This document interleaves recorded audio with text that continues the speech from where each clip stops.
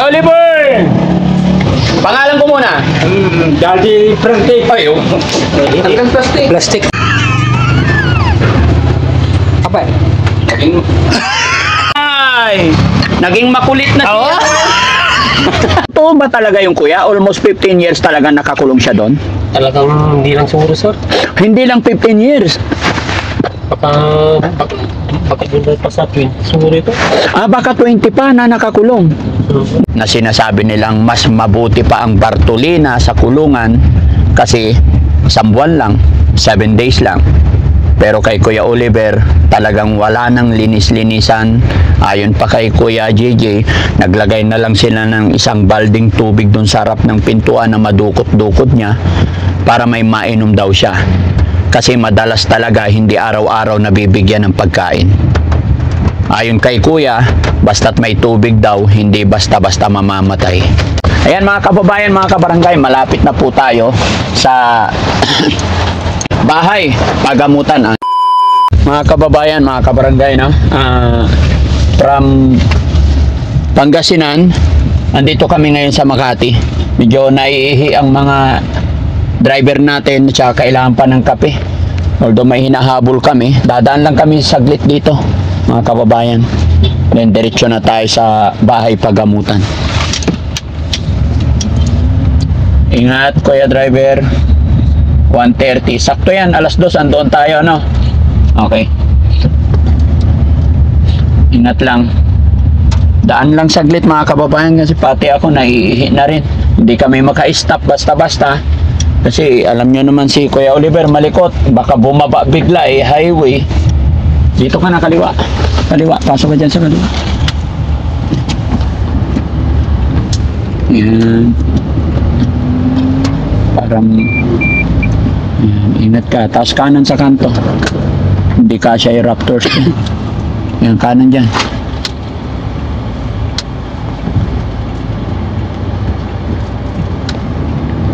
Hindi sarili mo ang daan.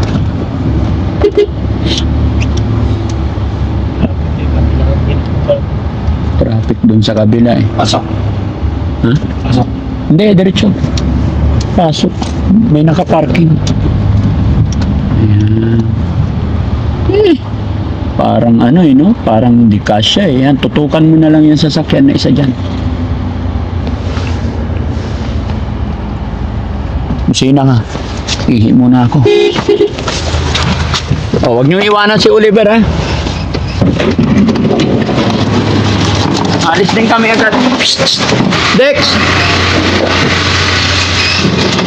Alis din kami agad, kakapi lang. Baka matumba, ipahiga mo na. Okay na yan, isa lang. May kape? Ha?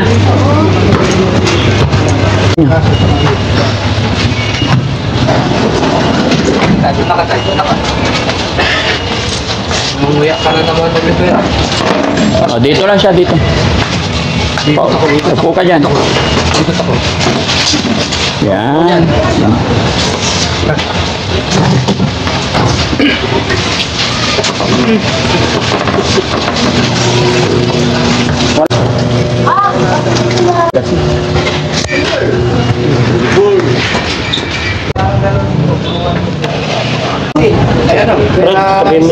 Sige po, sige po. Dalawa. Mamadali lang kami. Pagkakapin lang natin Kuya Oliver. Kuya Oliver! Pangalan ko muna. Daddy Frankie pa yun. Hanggang plastic. Plastic.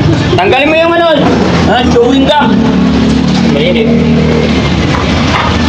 Mainit ha? Ha?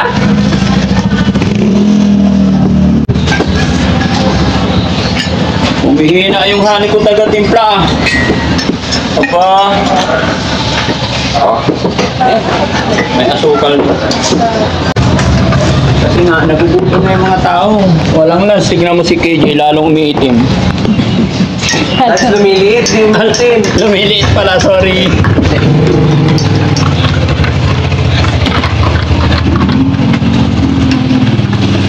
Kampay! Oh. Kampay lang, kampay. Inom!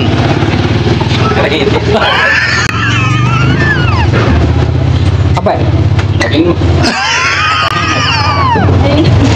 Oh, di ba? Ang galing. Sige na, kausapin mo. Kampay! Naging makulit na siya. Bakit? Niloloko mo naman kami. Inom na inom! Inom! Oh, tinapay pala. Oh, tinapay. Tinapay pala eh. Tinapay pala. Thank you. Oh, kuha. Thank you. Oh, sige isa, tay. Kuha. Oh, tay. Kuha ka. Oh, kuha. Kuha. Good. Dalawa po nyo. Bigyan siya. Ikaw.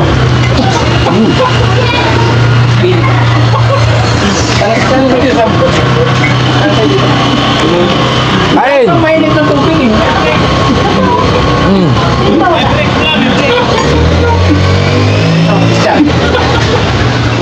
Ilapag mo muna para hindi ka mainitan. Tinatanong ko, ayaw mo sumagot.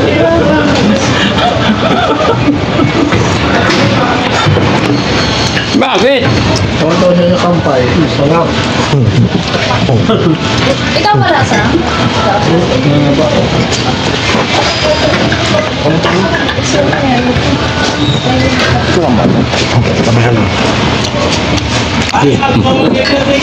Sabi ba? Toto na yan. Toto. Dalawa.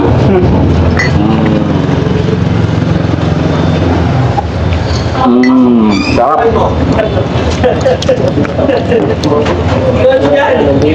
Madali marinig ka.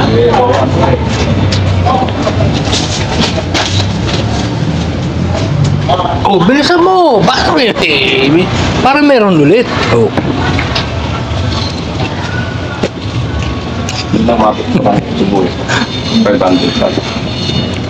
Inom kape. Inom. One for all. All for one. Bigyan mo. Dinapay pa. Yeah. Sakay na natin. Pangat. No. Pwede naman siya magkape sa loob. Hindi na matapay, okay lang. Konti lang. Bawasan. Konti lang. Bawasan. Mainit kasi. Magkamakin. Hindi niya mainom. Plastic. Lagyan sa plastic. Anong plastic? Paso. Hindi nga ganyan. Dahil niya.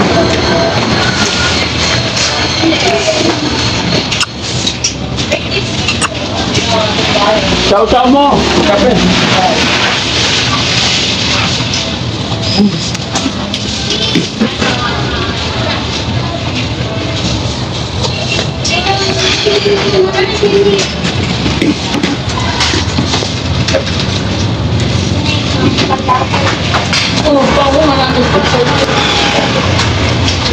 Pag anong bagay kaya, pagdating natin doon, Apple natin yung oras. Bandong, kiss muna si Daddy. Love you.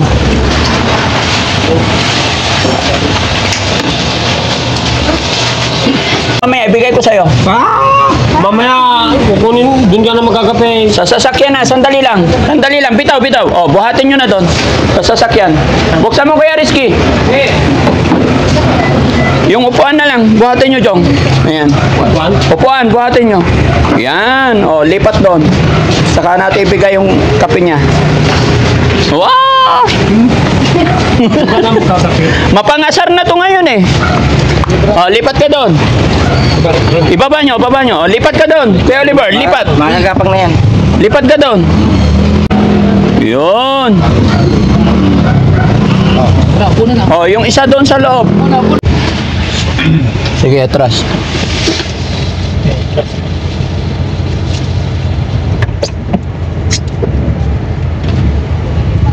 Boss, pataan mo Boss, na. pakidaan ng konti. Sabi konti. Salamat.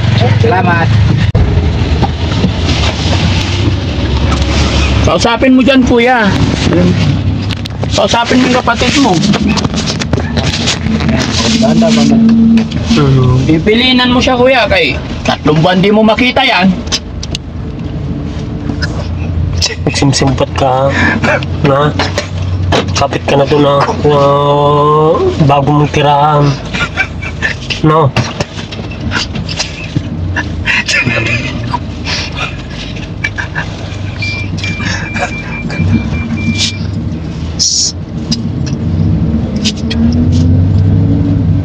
Papagaling ka doon, kunak ka.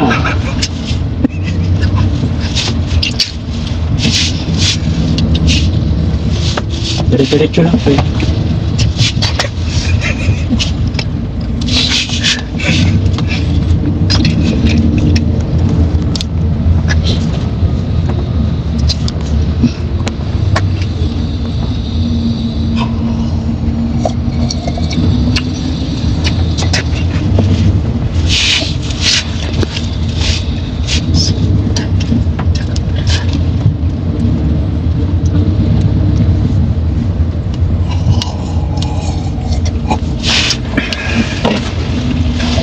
Talaga, matas ang kape, no?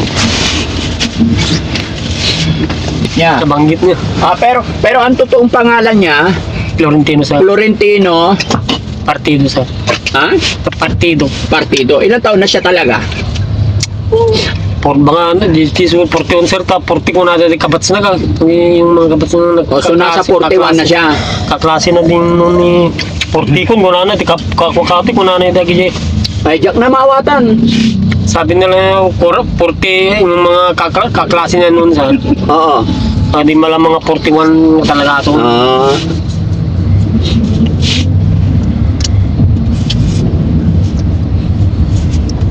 Anong trabaho niya sa Maynila noon? Ano lang sir, nagbukas ng tingnan mo. Oo. Na litsunan.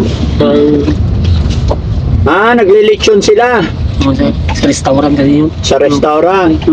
Pinasukan mo nun. Chef pala siya, no? Magaling palang chef si Kuya Oliver. Ay, siya sir? Oh. Ay, hindi, karwas. Kala ko ako. Akala ko naghugas ng plato. Ako, sir. Ay, ikaw. Nagtrabaho ng dishwasher ng... Ikaw Kuya, matagal ka rin sa Maynila. Isang taon lang, sir. Isang taon. Hindi ko na anong trabaho ano. Okay.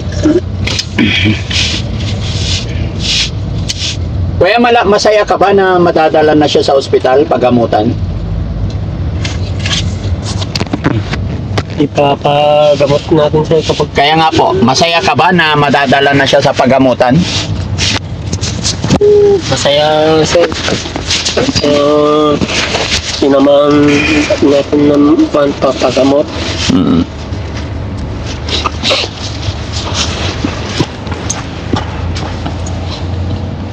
Kuya Oliver! Okay ka lang? Okay daw. Okay ka lang ba? Naubos niya na yung kape niya? Mayroon pang kundi, sir. May konti pa.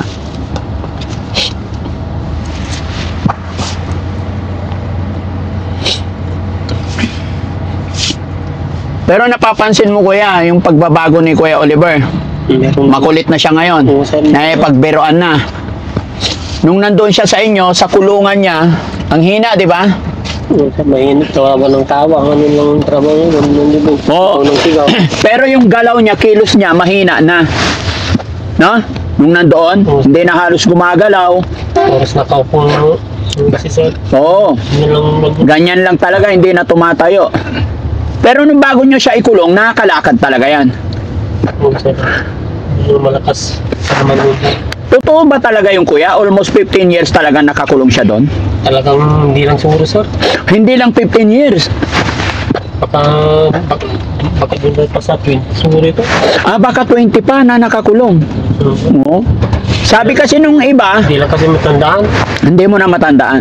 So, ibig sabihin, lagpas 15 years talagang nakakulong doon. Kaya pala nalumpo na siya, no? Kasi nakaupo lang na nakaupo. Humina na, wala na exercise yung tuhod niya. Wala na, sir. Pero napansin mo ngayon, malikot na na, pagbiruan na. Oo, sir. Maraming na rin nakarecover na yun. O, di ba? Pero kung hindi pa namin siguro napuntahan yan doon, baka mamamatay na siya eh. Pahina na siya ng pahina eh. Kasi kulang siya sa kain, di ba? Oo, sir. Kami na siya. Oo, hindi. Siguro, Kuya, baka nabibigyan ng pagkain, baka isang beses lang isang araw or baka 3 times a week, ganun. Ganun talaga, sir. Kung may pinupunta na ako.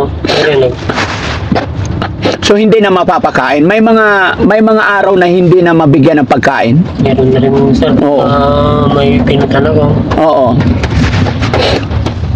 Naghahanap buhay din naman ako. Naghahanap buhay. Yes kuya, naintindihan naman ikaw na alam ko mahirap ang buhay. Kaya salamat na lang at nakita namin at naibigay sa amin siya ni Ballpoint Man. Pero nakakaawa, no? Parang mapapadalhan nyo lang ng pagkain pag maalala, pag may sobra, ganon.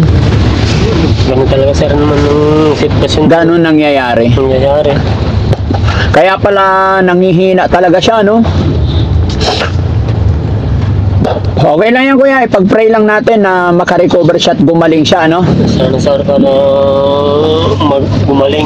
Opo. Basta gaya ng sinabi ko sa inyo kuya, support lang ninyo ang kailangan ng Team Daddy Frankie. Suportahan nyo lang kami. At magtiwala lang tayo kay God. Ipag-pray lang natin. Habang may buhay, may pag-asa. Hindi natin alam ang kinabukasan or future ng tao. Sabi nga nila minsan, life begin at age 40.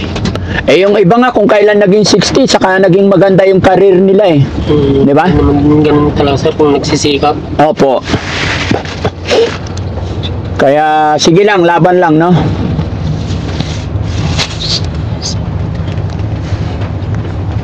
Bata pa si Kuya Oliver, ano siya, bunso? Bunsong lalaki lang sir. Bunsong lalaki. Oo. Ilan ang babae po? Dalawa sir yung kapatid namin babae pero pati na yung isa. Patay na isa. So, ilan kayo talaga magkakapatid? 6 sir. 6. 4 na lalaki, 2 lalaki. Ay, 4 na lalaki, 2 babae. 4 na lalaki. So, panganay, sino po? Yung kuya ko sir. Ano pangalan? John, sir, John. Si Kuya Jun. Tapos yung pangalawa, Ako na sir. ikaw, JJ. Tapos pangatlo, Yung kapatid yung Orlando naman yan sir. Orlando. Pangapat, Siya sir. pangapat si Kuya Oliver. Ay, hindi, babae pala. Yung, Babae. Yung kala ko lalaki lang binatang nyo. Oh, Lalaki, babae pala, Evelyn. Yung, Evelyn. Pero Tapos, patay na rin yun. patay na si Evelyn. Tapos siya na sir. Tapos siya panlima. Tapos panganim, Yung Francisca sir. Francisca. Kumusta naman buhay-buhay ng mga kapatid mo, kuya? Ay, mahirap naman sir. Wala naman kaming kaya. Walang Walang may kaya sa amin na walang may kaya. Pero napanood ng mga kapatid mo si Kuya Oliver, anong sabi nila? Tutulungan daw nila. Ano po? Tutulungan daw ayun nila. Sabi naman nila. Tutulungan nila si Kuya Oliver. Nakita nila na kinuha ng Team Daddy Frankie si Kuya Oliver, napanood nila. Nakita na siguro sir. May cellphone naman na yun. Ano sabi nila sa inyo? Yun sir, sabi nila, pag ikaw nang bahala sa kapatid natin, sabi naman nila sa akin. Sinabi nila sa'yo. Mabuti, kuya, kahit ganyan, binibigyan mo pa rin ng pansin yung kapatid mo. Oo sir, sana may ginagabayan ko naman siya. Pero yun lang, may kaya kong lang. Yun lang ang kaya mo. Naintindihan ko yun, kuya, huwag kang mag-alala. Naintindihan po namin. Naawa lang talaga kami kay Kuya Oliver, syempre, lalong-lalo na't sinabi mong hindi lang pala 15 years siya nakakulong. Tapos sa hirap ng buhay, minsan hindi na mapapakain sa isang araw, hindi mabigyan, kinabukasan pa. Kita ko nga yung iniinom niyang tubig doon, yung galing sa timba. Tapos syempre, kaya nga dinamihan na lang tubig, no? Para kahit hindi mapuntahan ng 2 araw, May inumin na siya sir. may iinumin pa rin. Sabagay, ang tao tayo, kahit 5 araw kung may tubig, mabubuhay. Oo, sarap. May tubig ang kailangan. Kaya inom lang ng inom ng tubig doon. No? Pero alam mo tayo, nung kinuha namin siya doon, 3 araw nagtatai siya lagi. Siguro kasi puro nakakain niya na yung bakterya, dumi, ano? Oo sir, baka sinusubo na talagang dominan. Kung ano-ano na yung sinusubo niya, nadudukot niya eh. Kahit dumi na, naihigaan niya yung dumi niya. Oo sir, pag hindi nalinisan sa bahay niya talagang ganun. Inihigaan niya yung dumi niya. Oo, di ba? Talagang hirap na hirap kami tayo nung first 3 days niya. Talagang walang tigil yung tae niya ng basa. Buti nga ngayon medyo nagiging okay-okay. At ngayon, kailangan doktor na rin talaga ang magbibigay ng gamot para tuloy. Kita mo ilang araw pa lang sa amin, ang laki na ng pagbabago. Oo, malaki na yun. Sige tayo, basta mag-pray lang tayo, no? Okay. Pero mamaya mag-usap pa rin tayo after. Ayan mga kababayan, mga kabarangay, malapit na po tayo sa bahay pagamutan. Ano isang mic. At gaya ng dati mga kababayan, bawal na bawal po ang kumuha ng camera sa loob. Kaya hanggang dito lang kami sa loob ng sasakyan. Muli po ako'y maglalambing sa inyong lahat mga kababayan na samahan nyo kami na ipag-pray si Kuya Oliver para mapagtagumpayan niya yung kanyang pinaglalaban, yung kanyang laban. At mga kababayan, sakaling nanonood ka pa at sakali man po na isa ka nakasubaybay sa kwento ng buhay ni Kuya Oliver dito sa Team Daddy Frankie, maglalambing po ako na pakishare po ang video ito. At yun, sa mga hindi pa nakasubscribe, pwede po kayo mag-subscribe para lagi namin kayong ma-update pa sa mga upload na sa mga videos na i-upload namin. At mga kababayan, wag po kayong mag-alala. Hanggat kaya ng Team Daddy Frankie, lalong-lalo na po ako, ay tututukan ko po si Oliver hanggang sa kanyang paggaling, kasama ng kanyang pamilya, kasama ni Kuya JJ. At malaking pasalamat ako kahit papano ay may nakuha tayong isang kapatid na gumagabay, tumutulong sa atin, dahil hindi natin magagawang ipagamot yan kung wala kayo, no? Kaya maraming salamat po. Pero abangan nyo pa rin mga kababayan yung interview ko sa kapatid ni Kuya Oliver, kasi mag-uusap kaming dalawa kung paano nga ba at saan at kung kailan at kung ilang taon nga ba talaga siya nakulong doon sa kanyang barracks nung nakuha natin siya. Gaano nga ba kahirap yung pinagdaanan ni Kuya Oliver, na sinasabi nilang mas mabuti pa ang Bartolina sa kulungan kasi 1 buwan lang, 7 days lang. Pero kay Kuya Oliver, talagang wala nang linis-linisan. Ayon pa kay Kuya JJ, naglagay na lang sila ng isang balding tubig dun sa harap ng pintuan na madukot-dukot niya para may mainom daw siya. Kasi madalas talaga hindi araw-araw nabibigyan ng pagkain. Ayon kay Kuya, basta't may tubig daw, hindi basta-basta mamamatay. No? Kaya kakausapin natin si Kuya, abangan nyo po yung interview ko sa kanya. Maraming salamat mga kababayan. Thank you po.